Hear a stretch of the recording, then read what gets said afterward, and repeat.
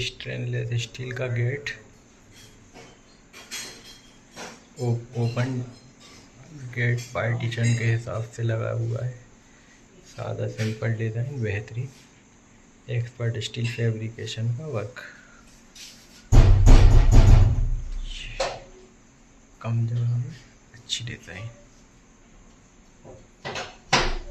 वो लगाए बाहर। एक और गेट,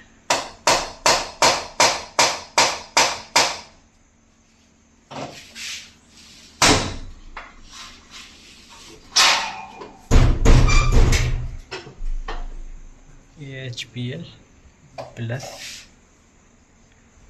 एक्रेलिक शीट, बाहर है ये डिज़ाइन, नाइट में रिफ्लेक्शन दिखता हुआ।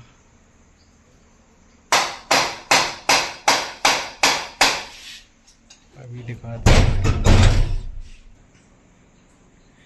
ये अंदर है जीना।